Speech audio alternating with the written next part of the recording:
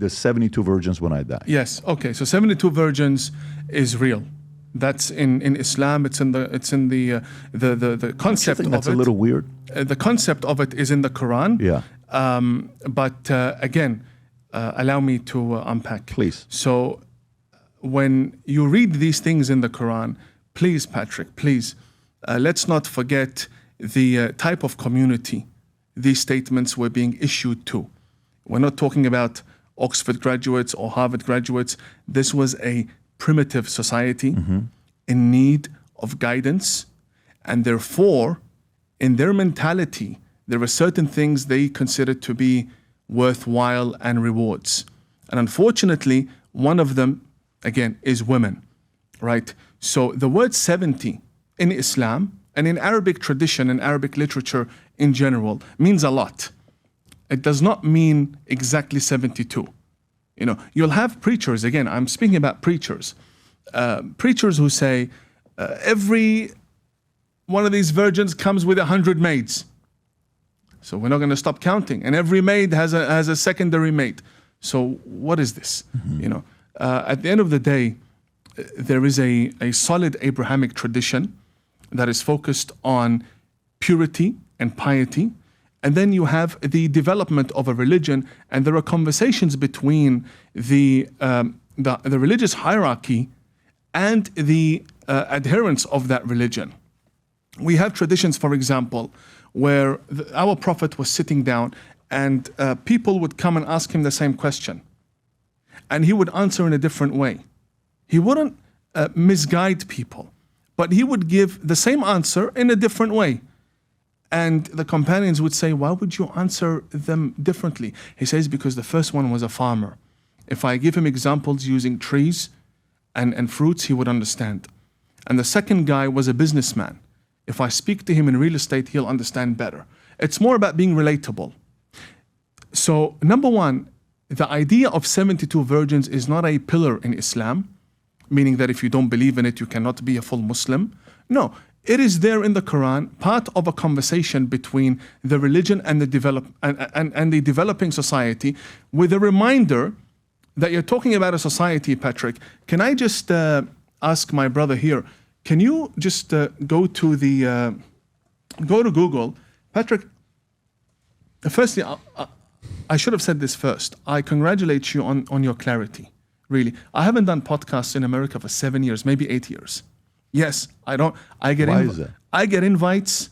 7, 8 years. I can open my phone and show you the type of people invited, right? But if I don't listen to a podcast myself, and I don't respect the interviewer, I don't.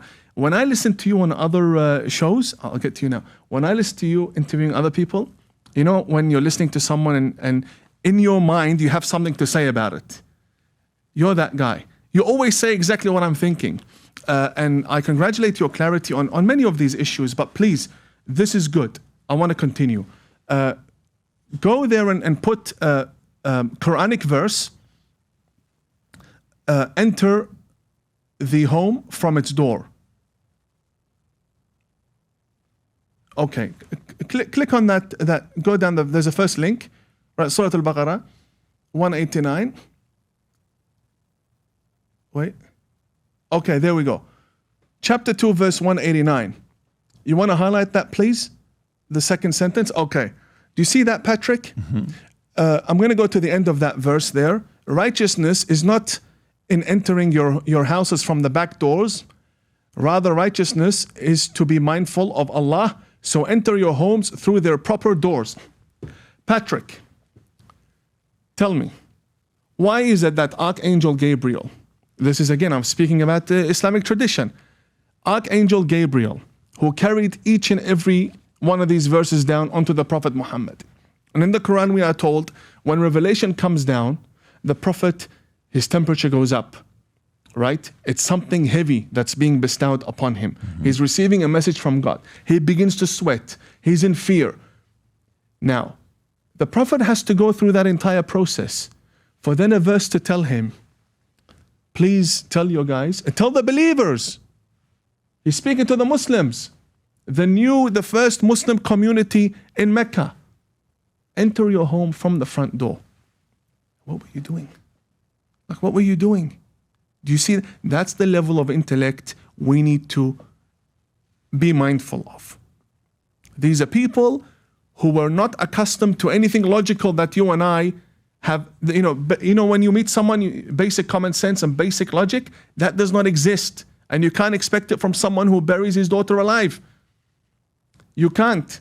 Someone who thinks burying daughters alive is a shame, that's the level of mentality our prophet had to deal with. Patrick, Jesus Christ came to a civilization. He came to a civilization where there were Romans, and the Jewish civilization alone is huge. That's why he didn't have to go through what our prophet went through.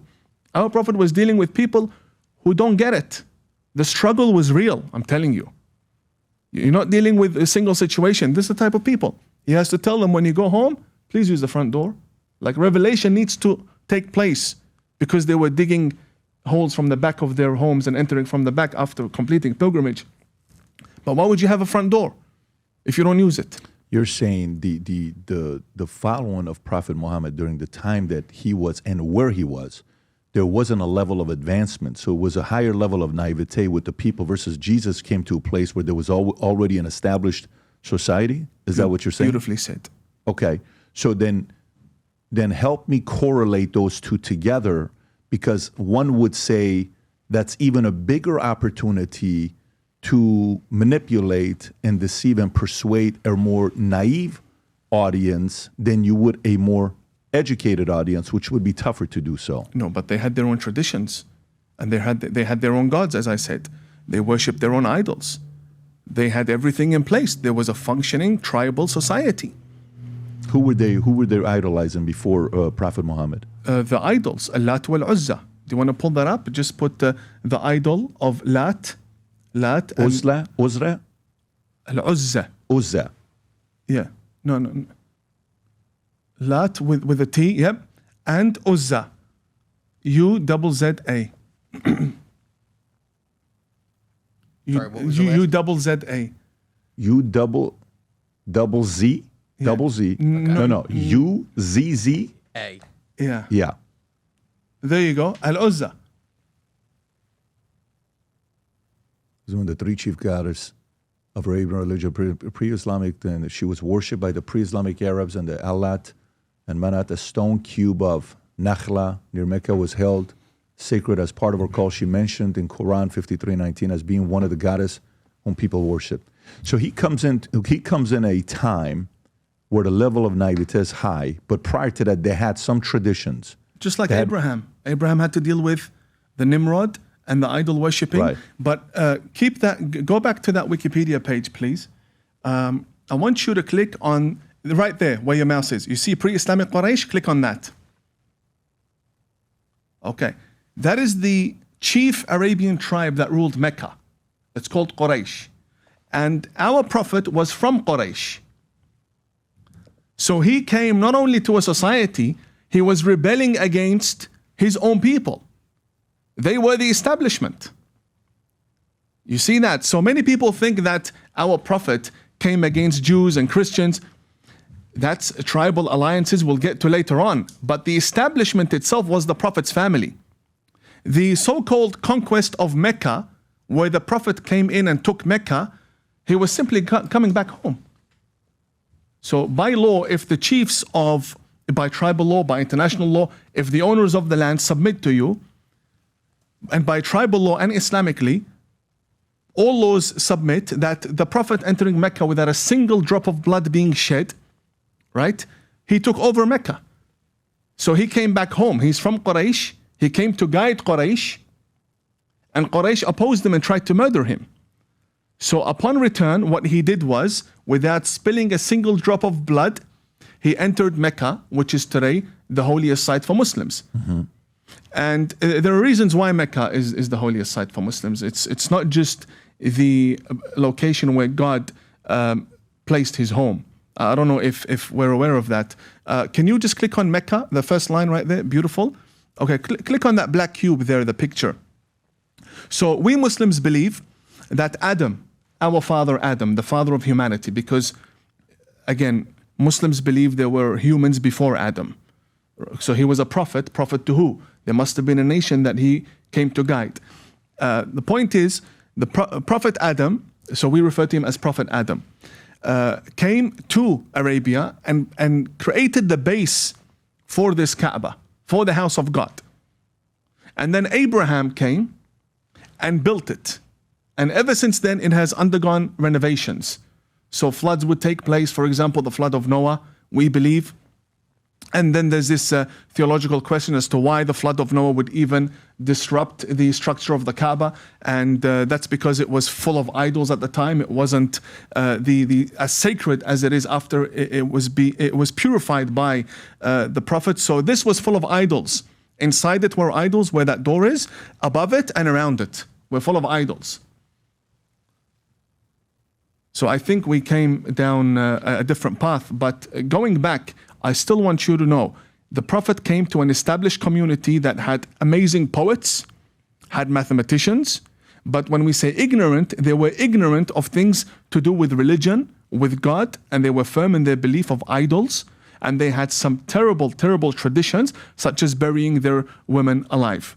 And to be honest, when you said what's the issue that you struggle with a lot in Islam, I thought you were going to ask me about the wife-beating verse.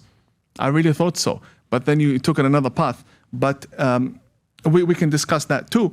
But when it comes to the community, please keep in mind the community was not a highly developed community at the time. Okay. So what happens if, by the way, just so you know, for me, sometimes people see and they're wondering, well, Patrick's an Islamophobic, is this, is that?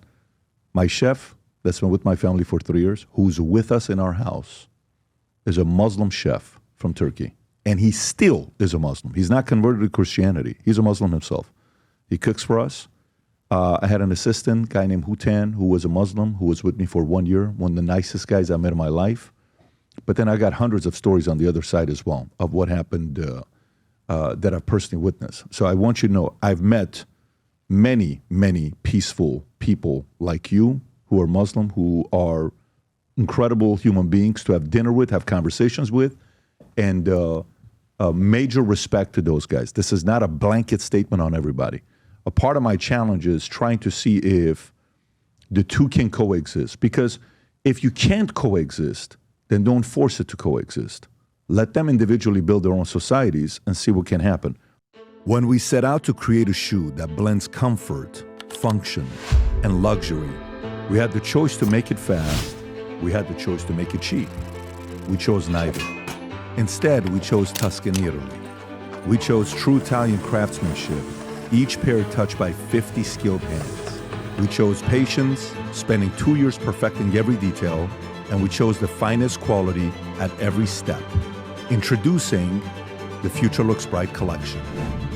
Not rushed, not disposable, not ordinary. Rather, intentional, luxurious, timeless.